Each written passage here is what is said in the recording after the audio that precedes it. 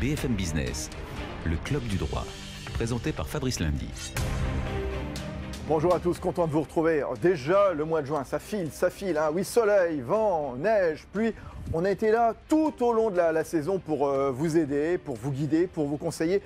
Difficile en effet de se retrouver dans ce maquis de la loi. Alors, bienvenue dans le club du droit.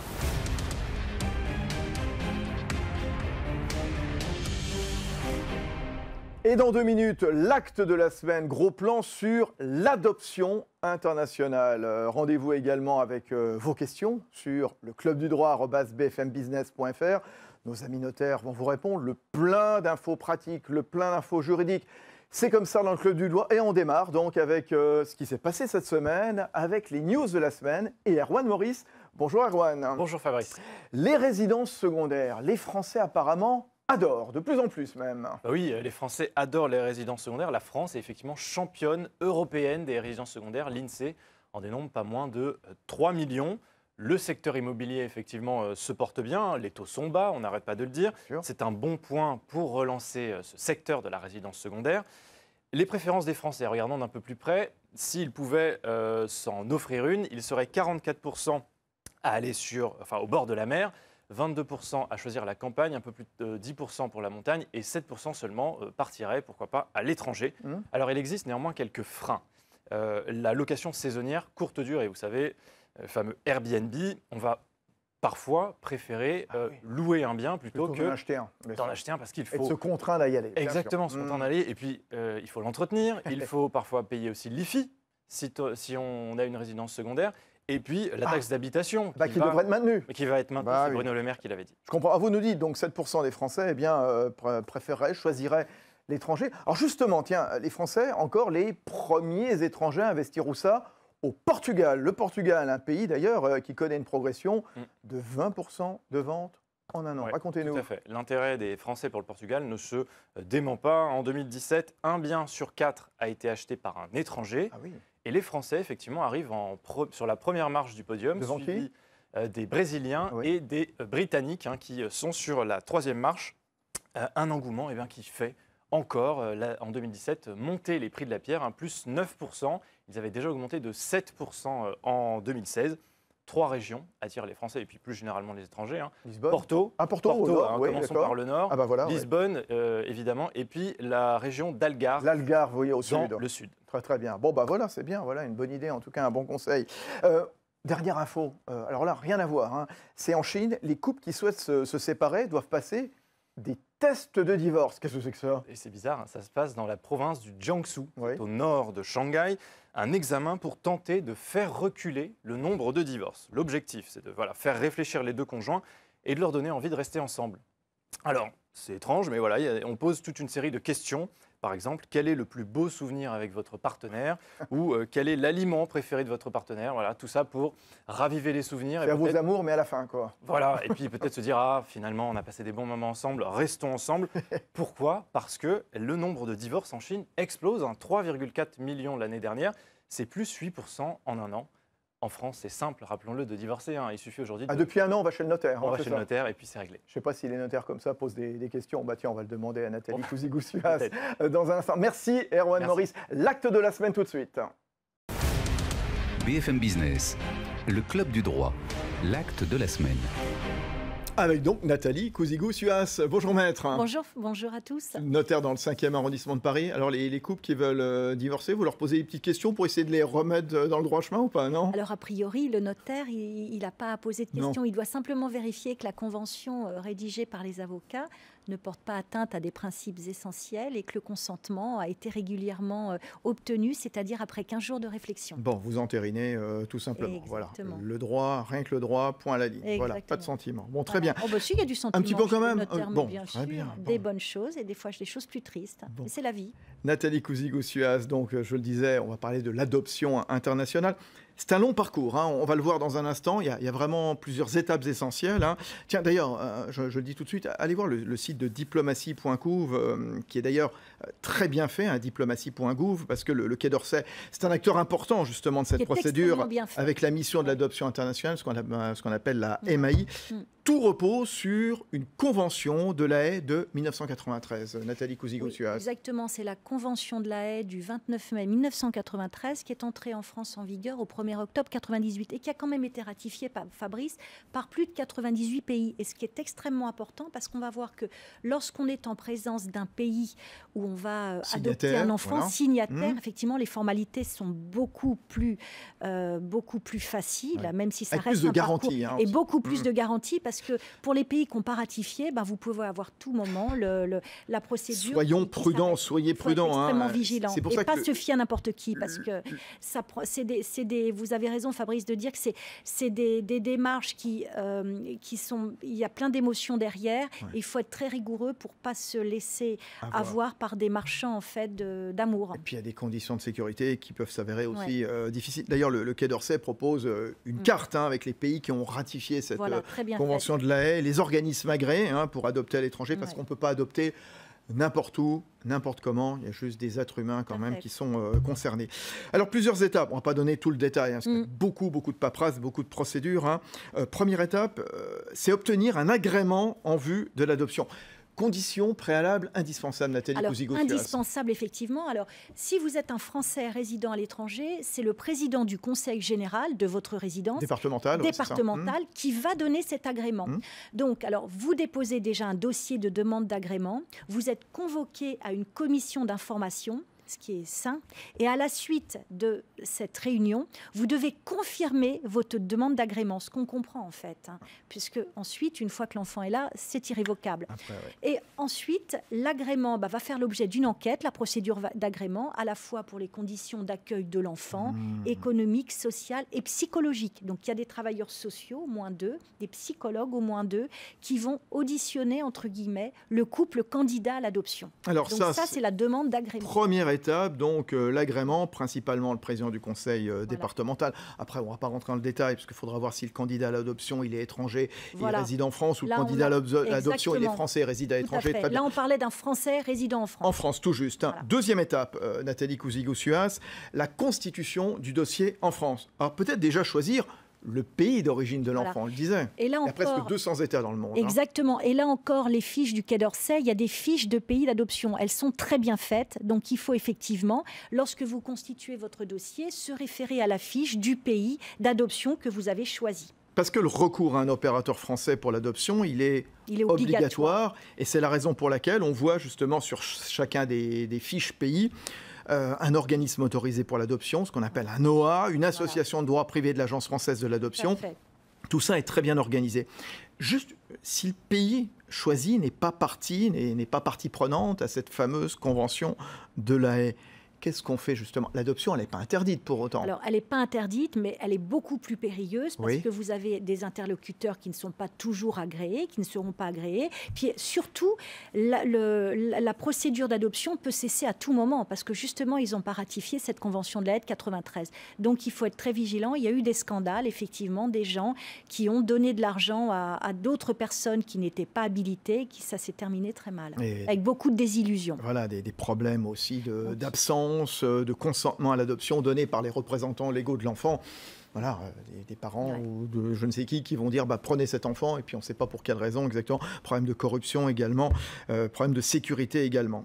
Une fois qu'on a constitué le dossier en France, qu'on a choisi le pays d'origine, il va falloir enregistrer son dossier donc à la mission de l'adoption internationale au Quai d'Orsay. C'est obligatoire. C'est obligatoire, c'est impératif.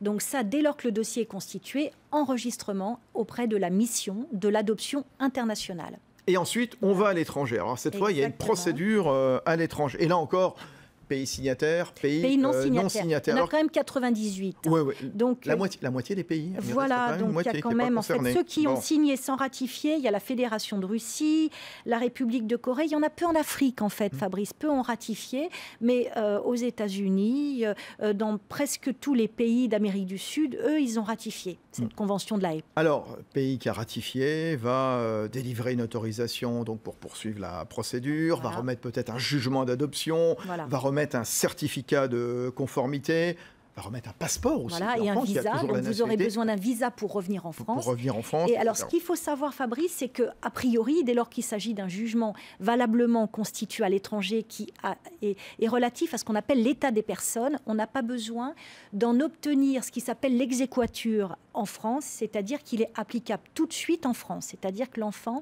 est adopté et le jugement est valable en France sans qu'il soit besoin de l'exéquaturer. Alors, si le pays, là encore, n'est pas partie prenante à la Convention de la Haye, là encore, attention aux risques encourus. Toujours pareil sur les garanties, les problèmes de corruption. Tout ce qu'on appelle la fraude documentaire, c'est-à-dire des faux certificats. Des faux certificats, tout simplement. Ouais. Alors, une fois qu'on a récupéré toutes ces pièces, évidemment, importantes, ces jugements, ces visas, il va falloir rentrer en France. Voilà. Alors, qu'est-ce qui se passe justement ensuite? Ça, c'est la dernière étape. Alors, s'il s'agit d'une adoption plénière et que l'adoptant est français, c'était notre cas, il devient français. Rappelez-le-nous. L'adoption plénière, c'est une adoption qui fait que l'enfant perd tout lien juridique avec sa famille par le sang et devient pour partie prenante enfant de la famille d'adoption.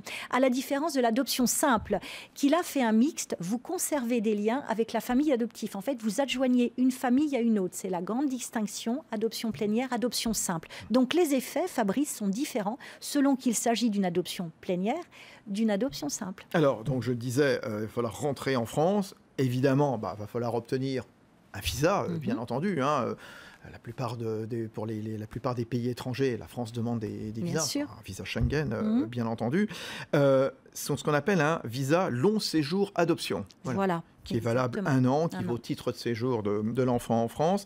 Bon, comme vous le disiez tout à l'heure, la France va reconnaître la décision étrangère et l'acquisition ensuite de la nationalité française. On va l'avoir. L'enfant va perdre sa nationalité vietnamienne, togolaise ou je ne sais pas. Enfin, si c'est une adoption plénière. Si c'est une adoption simple, il conservera la double nationalité. Puisqu'il aura toujours un lien avec sa famille de sang. Mais une personne adoptée simplement hérite de la même façon de son parent adoptant. L'acquisition de la nationalité française, il y a un suivi de l'enfant également qui est fait sur le territoire français.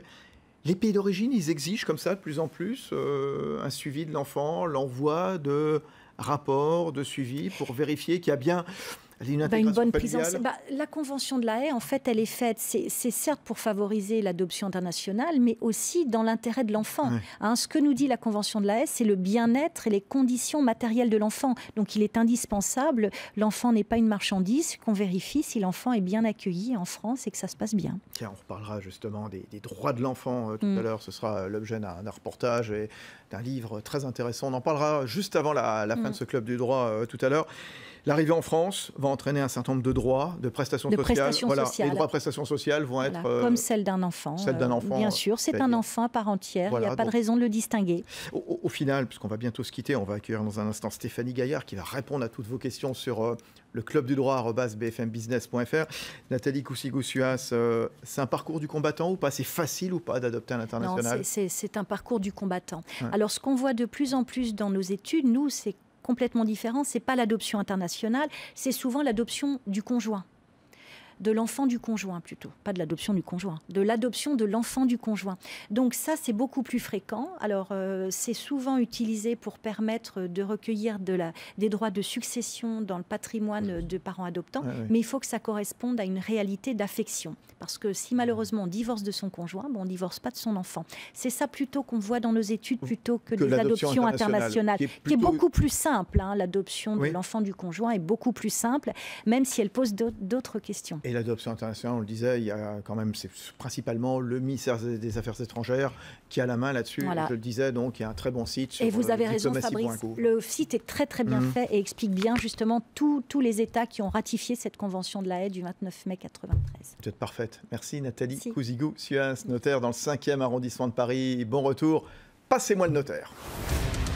BFM Business, le club du droit, passez-moi le notaire. Passez-moi le notaire. Et encore une fois, je vous remercie parce que là, on est début juin et depuis le mois d'octobre, vous nous laissez en permanence des questions sur le club du droit @bfmbusiness.fr.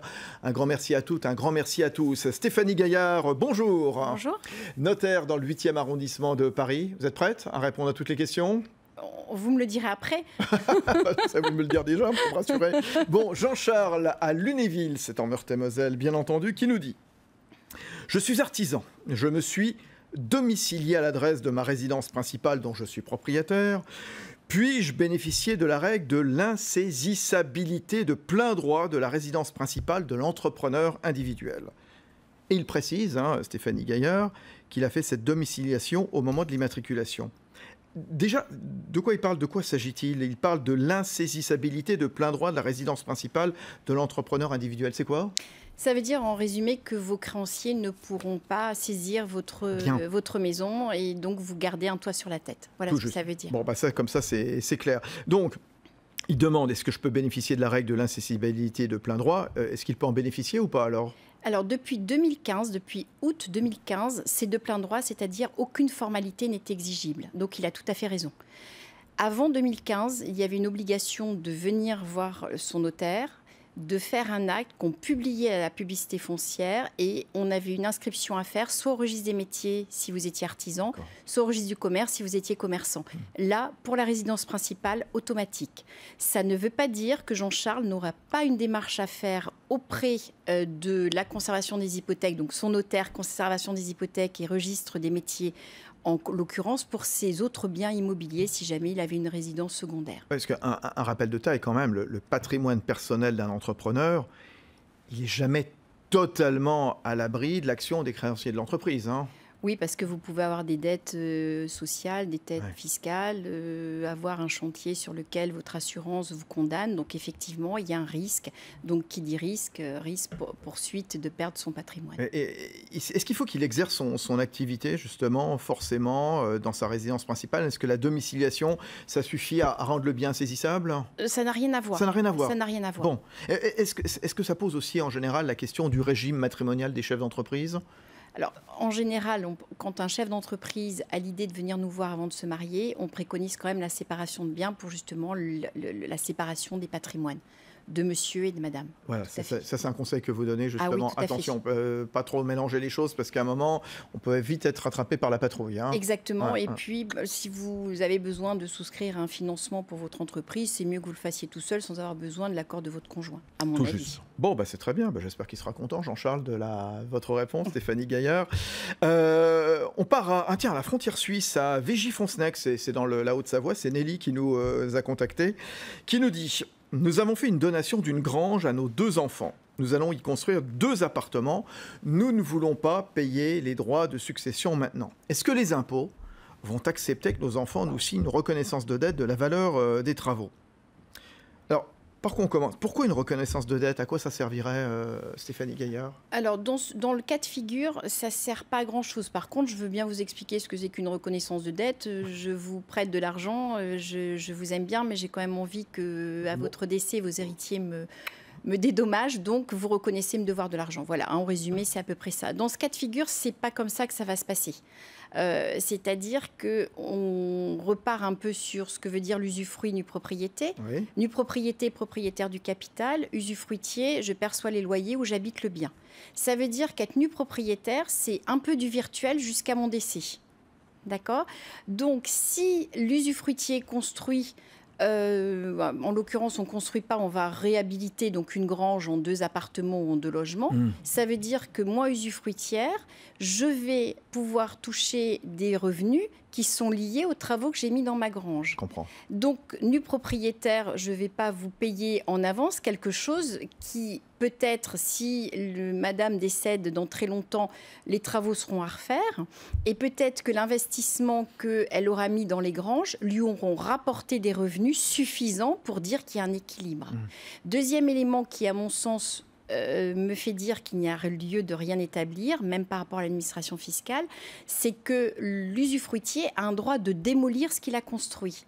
Donc on ne va pas reconnaître devoir des constructions, la maîtrise du bien restera appartenir à l'usufruitier. Donc pour répondre, est-ce que les impôts vont accepter que les enfants signent une reconnaissance de dette de la valeur des travaux ? Ils ne le demanderont pas. Tout simplement. Bon, bah, très bien. On va continuer, on va reprendre une autre question. Rémi, Maison-Alfort, tout près de Paris, dans le Val-de-Marne, qui nous dit « Je suis marié sous le régime de la séparation de biens.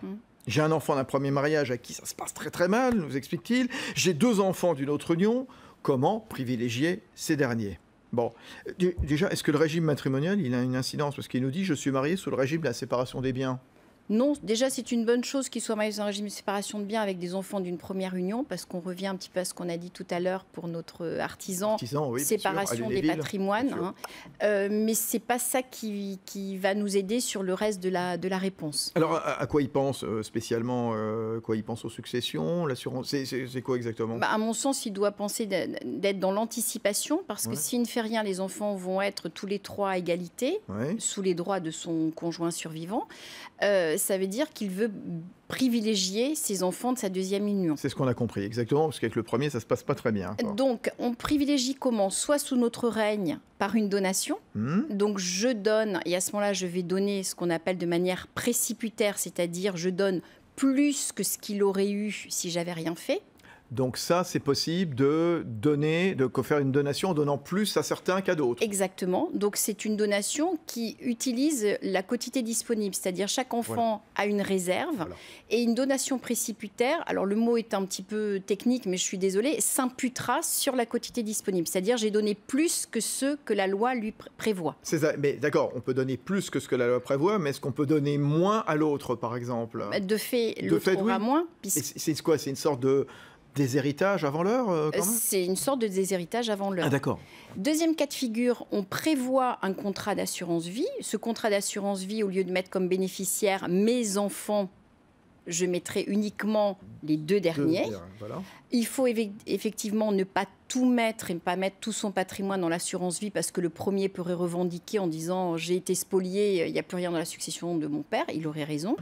Troisième cas de figure, faire un testament en disant voilà, je souhaite léguer la quotité disponible à mes 2 enfants, et il les nommera et il fera donc un testament. Mais le premier, de toute façon, est-ce qu'il a quand même une certaine garantie, un certain minimum, une sorte de SMIC quelque part de la succession Ça réserve. Ça réserve. Si vous voulez vraiment déshériter... Parce qu'on ne peut pas déshériter des enfants en France, hein, on le rappelle, on l'a dit 1000 fois à peu près à propos de cette affaire de Johnny Hallyday, par exemple. Ça, c'est pas possible.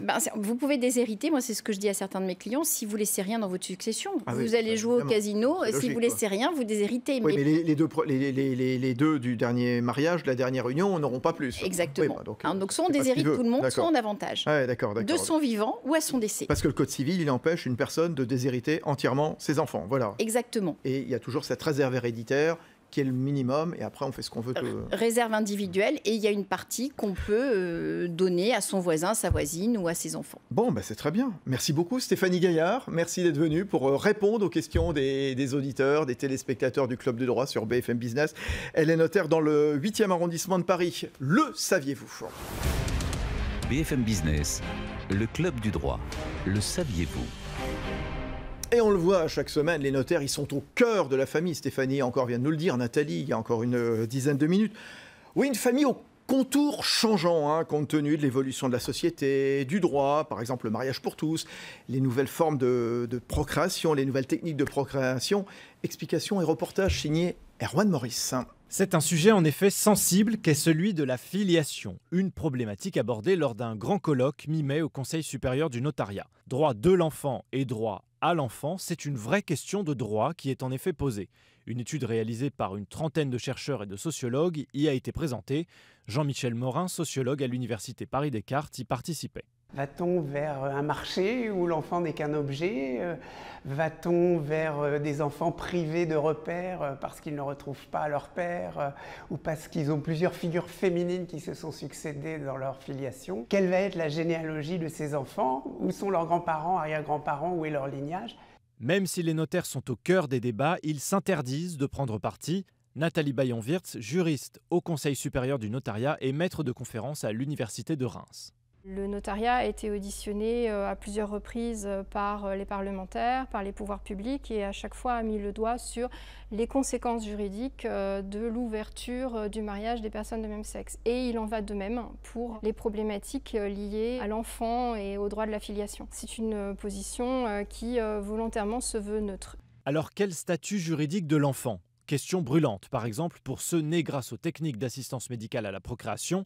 Attention aux dérives, nous dit Clotilde Brunetti-Ponce, organisatrice du colloque et maître de conférence à Reims. Nous allons vers une marchandisation des enfants, une réification des enfants, une réification de l'humain, puisque pour supprimer notre droit de la filiation, il n'y a pas d'autre solution que de passer au droit des contrats, donc à la loi du marché. Attention, il ne faut pas envisager des réformes qui mettraient en danger la filiation de l'enfant, le statut juridique de l'enfant et au final la société tout entière. Chaque année en France, 24 000 enfants naissent grâce à ces méthodes, soit 3% des naissances. Très intéressant, très bonne semaine à tous. On se retrouve vite pour un prochain numéro du Club du droit sur BFM Business, à la télé, à la radio. On évoquera les partages. À très bientôt.